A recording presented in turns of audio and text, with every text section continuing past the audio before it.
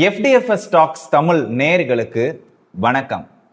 இன்னைக்கு நம்ம பார்க்க போறது ஹரிஹர வீரமல்லு திரைப்படத்தோட முதல் பாகத்தோட ரிவ்யூ தான்.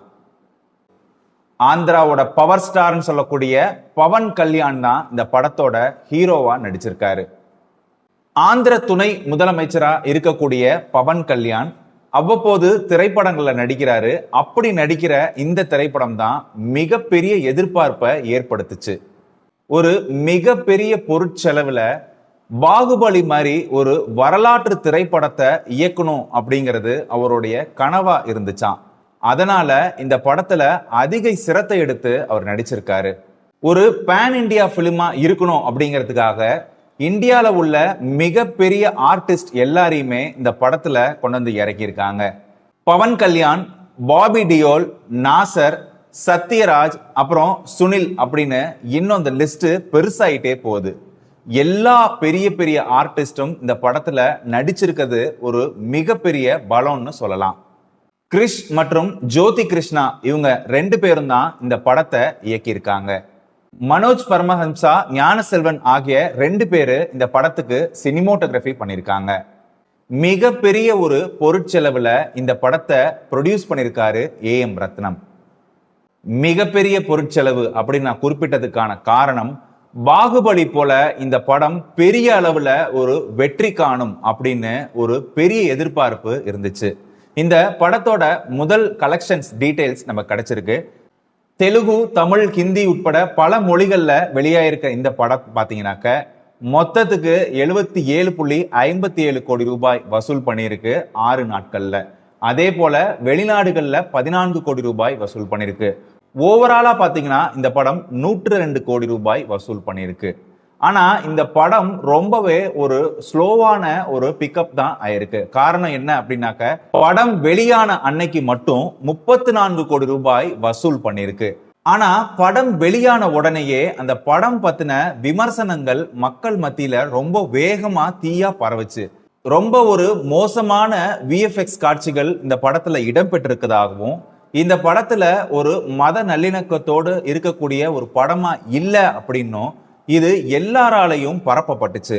இந்த விஷயம் ரொம்ப வேகமா பரவ தொடங்கினதுல படத்தோட சனி ஞாயிறு கலெக்ஷன் டோட்டலா டிராப் ஆயிடுச்சு.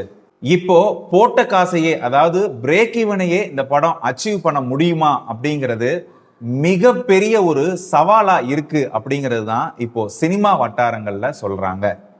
ஏன் நம்ம இந்த படத்தோட கதையை பத்தி பேசாம இதெல்லாம் பேசுறோம் அப்படின்னாக்க, ஏன்னா இவங்க சூஸ் பண்ணிருக்க சப்ஜெக்ட் அப்படிங்கிறது ஒரு முகலாய சாம்ராஜ்யத்தை பத்தின ஒரு திரைக்கதை தான். இந்த திரைப்படத்தை நீங்க எப்படி சொல்ல முடியும்? அதாவது இந்த முகலாய சாம்ராஜ்யம் அப்படிங்கிறது இந்தியாக்குள்ளார எப்படி வந்தாங்க, அவங்க என்ன மாதிரியான சித்திரவதைகளை இங்க இருக்கிற மக்கள் மீது இழைத்தாங்க, அதனால ஏற்பட்ட விளைவுகள் என்ன அப்படிங்கிறது தான் இந்த படத்துல காட்டியிருக்கிற ஒட்டுமொத்த ஸ்கிரீன் பிளே. இந்தியாவில் படையெடுத்த மன்னர்களுடைய வரலாறெல்லாம் நம்ம சினிமால காட்டுறோம் அப்படிங்கும்போது ரொம்பவே ஒரு கவனமான ஒரு விஷயத்த நம்ம கையாளணும். ஆனா இந்த படத்துல இந்த விஷயத்த ரொம்ப ராவா வச்சிட்டதுனாலதான் இந்த படம் பயங்கர எதிர்ப்பை சம்பாரிச்சிருக்கு. பவன் கல்யாண் அரசியல் ரீதியா தான் எடுத்திருக்கிற வழிய இந்த படம் ஒப்பிட்டு போறதுனாலயோ என்னவோ இந்த படத்துக்கு ஒரு கடுமையான எதிர்வினைகள் ஆற்ற தொடங்கியிருக்காங்க. இந்த படத்தோட கதை என்ன அப்படின்னாக்க, கோஹினூர் வைரம் ஒரு காலகட்டத்துல பல மன்னர்களால போருக்கு பிறகு கைமாறப்பட்டு பல சாம்ராஜ்யங்கள் தாண்டி நகர்ந்து போயிடுது. சோ இந்த கோஹினூர் வைரத்தை எப்படி மீட்டு கொண்டு வர முடியும்? போர்னால கொண்டு வர முடியாது. அத ஒரு மிகப்பெரிய திருடன் தான் அதை திருடி கொண்டு வரணும் அப்படிங்கிறதுனால பவன் கல்யாண இந்த விஷயத்துல இறக்குறாங்க.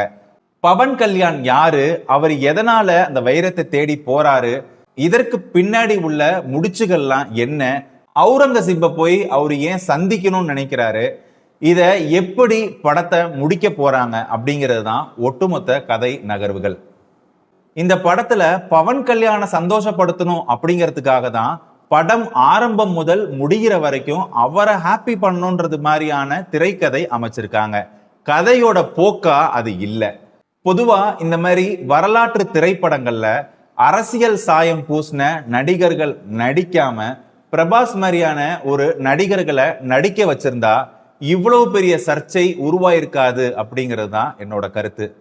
அது மட்டும் இல்ல, பவன் கல்யாணுக்கு முக்கியத்துவம் கொடுக்கணும், பவன் கல்யாணம் மட்டுமே ஒரு பெரிய மாஸ் ஹீரோவா காட்டணும் அப்படின்னு லாஜிக்கே இல்லாம நிறைய இடங்கள்ல அவங்க யூஸ் பண்ணியிருக்கிற விஎஃப்எக்ஸ் ரொம்பவே சலிப்பு தட்டிருச்சுன்னு தான் சொல்லணும். உண்மைக்கு அப்பாற்பட்ட சில காட்சிகள், அதாவது சுருக்கமா சொல்லணும் அப்படின்னாக்க, பவன் கல்யாண் ஒரு இடத்துல போய் வைரங்களை திருடுறாரு. அங்கிருந்து தப்பிக்க முயற்சி செய்யும் போது ஒரு பில்டிங்ல இருந்து இன்னொரு பில்டிங்க்கு தாவறாரு. அந்த தாவர டிஸ்டன்ஸ் பாத்தீங்க அப்படின்னாக்க நம்மளால கற்பனையே பண்ணி பார்க்க முடியாது. அப்படி ஒரு ஜம்ப் அது. சரி, இவர் மட்டும்தான் தாவறாரு, அக்செப்ட் பண்ணிக்கலாம்ப்பா, பவன் கல்யாண்பா, நாங்கெல்லாம் பவன் கல்யாண் ஃபேன்ஸ்பா அப்படின்னு நம்ம நினைச்சா, பவன் கல்யாணோட நடிச்ச நித்தி அகர்வாலும் சேர்ந்து இங்கிருந்து ஜம்ப் பண்றாங்க. ஜம்ப் பண்ணி ஒரு குதிரை மேல போய் உட்கார்றாங்க. இதெல்லாம் நம்புற மாதிரியாங்க இருக்கு? ஏதோ ஒரு காட்சி 2 காட்சினா பரவாயில்ல. இதே போலதான் மழை உருண்டு விழுகுது, பவன் கல்யாண் அப்படியே குதிரையில போய் அந்த குதிரை நகருமா, ஒரு பெரிய பாறை உருண்டு வரும்போது குதிரை நகருமா, ஓரளவுக்கு லாஜிக் இருக்கலாம். சுத்தமா லாஜிக்கே இல்லாம ஒரு சீன்ஸ் எல்லாம் வச்சிருக்கிறது ரொம்பவே தமாஷா இருக்கு. இது வரலாற்று பாகுபலியில பாத்தீங்கன்னாக்க ஒவ்வொரு காட்சிகளுக்கும் பின்னாடி லாஜிக் இருக்கோ இல்லையோ ஒரு வியூகம் இருக்கும். அதாவது போர் வீரர்கள் படைசூழ வராங்க, அதை எப்படி பிரபாஸ் எதிர்கொள்றாரு, வியூகங்கள்னால எதிர்கொள்வாரு. அந்த மாதிரி வியூகங்கள் எதுவுமே இந்த சண்டை காட்சிகள்லயோ இல்ல ஒவ்வொரு இடத்துல பவன் கல்யாண் திருட போற இடங்கள்லயோ எங்கேயுமே அவங்க அதை யூஸ் பண்ணவே இல்லை. முழுக்க முழுக்க பவன் கல்யாண் தான் சீன்ஸை எழுதி கொடுத்திருப்பாருன்னு நினைக்கிறேன். அந்த அளவுக்கு பவன் கல்யாண சுத்தி மட்டும்தான் கதை நகருதே தவிர கதையை சுத்தி எதுவுமே நகர மாட்டேங்குது. இப்படிதான் அவரு செங்கோட்டையை நோக்கி போயிட்டு இருக்கும்போது ஒரு கிராமத்துல நிக்கிறாரு. அந்த கிராமத்துல தண்ணி இல்லாம கஷ்டப்படுறாங்க. உடனே அவர் கொண்டு வந்திருந்த தண்ணி, ஃப்ரூட்ஸ், பலகாரங்கள் எல்லாத்தையும் அந்த குழந்தைங்க அங்க இருக்க மக்களை கொடுத்து சந்தோஷப்படுத்திட்டு போறாரு. சோ இதெல்லாம் பாத்தீங்கன்னாக்க இவரை இவருக்கான ஒரு பொலிட்டிக்கல் மைலேஜ், அதாவது இப்போ அவர் வகிச்சு வர துணை முதலமைச்சரா வகிச்சு வர பொறுப்பை அடுத்த கட்டத்துக்கு மக்கள்கிட்ட கொண்டு போய் ஒரு கேம்பெயின் மாதிரி சில காட்சிகள் அமைக்கப்பட்டிருக்கு. இது ஜன்சேனா பார்ட்டிக்கு வேணா அது யூஸ்ஃபுல்லா இருக்குமே தவிர பார்க்கிற எங்களை மாதிரியான பார்வையாளர்களுக்கு இது சலிப்பு தான் தட்டும். இதுல முதல் பாகம் பத்தாதுன்னு சொல்லி செகண்ட் ஹாஃப கொண்டு வராங்க. இதுல ஒரே ஒரு ஆறுதலான விஷயம் என்ன அப்படின்னாக்க, பவன் கல்யாணோட நடிப்பை தாண்டி ஒருத்தர் ஓவர்டேக் பண்ணி டாப் கியர் போட்டு நடிச்சிருக்காருன்னா அது நம்ம அவுரங்கசீப்பா நடிச்சிருந்த பாபி டியோல் தான். எப்பப்பப்பா என்ன மாதிரியான ஒரு ஆக்டிங்! அவுரங்கசீப்னா எப்படி இருப்பாரு, என்ன மாதிரியான ஒரு அகம்பாவத்தோட இருப்பாரு, என்ன மாதிரியான ஒரு வீரனா இருப்பாரு அப்படிங்கிறத அவுரங்கசீப்போட ஒரு சின்ன காட்சி, அதாவது பல மன்னர்களை எப்படி ஒண்ணுமில்லாம ஆக்கி அவரு தன்னுடைய அரியாசனத்துல உட்கார்ந்தாரு அப்படிங்கிறத ஒரே ஒரு காட்சிப்படுத்தி காமிச்சிருப்பாங்க. இந்த காட்சியை வச்சு படம் ஃபுல்லா பவன் கல்யாணுக்கு கதை எழுதியிருந்தாங்கன்னா இந்த படம் 100% ஹிட் ஆயிருக்கும். பார்க்கிற பார்வையாளர்களும் மகிழ்ச்சி அடைஞ்சிருப்பாங்க. அவுரங்கசீப் மேல அவங்க எழுதின கதைய பவன் கல்யாண் மேல எழுத தவறிட்டாங்க. அவுரங்கசீப்புக்கு எழுதப்பட்ட நரேஷன், அந்த ஸ்கிரீன் பிளேய அப்படியே பவன் கல்யாணுக்கும் யூஸ் பண்ணியிருந்தாங்க அப்படின்னா இந்த படம் உண்மையிலேயே சூப்பரா இருந்திருக்கும். அந்த அவுரங்கசீப்புக்கு உண்டான ரியாலிட்டி பவன் கல்யாண் வர எந்த சீன்லயுமே இல்லை. முழுக்க முழுக்க கிரீன் மேட்ல உட்கார்ந்து நடிச்சிருக்காரு அப்படின்னு தான் சொல்லணும். என்னை பொறுத்த வரைக்கும் இந்த படம் எப்படி இருக்கு அப்படின்னா, பவன் கல்யாண் யாரு அப்படின்னு தெரியாம படத்துக்கு போனீங்க அப்படின்னா இந்த படத்தை நீங்க கண்டிப்பா ஒரு தடவை பார்க்கலாம். ஆனா பவன் கல்யாண் ஒரு டெபுட்டி சிஎம் அப்படின்னு நினைச்சு நீங்க போனீங்க அப்படின்னாக்க இந்த படம் உங்களுக்கு எரிச்சலை உண்டாக்கும். இந்த இடத்துல எனக்கு ஒரு விஷயம் தோணுச்சு.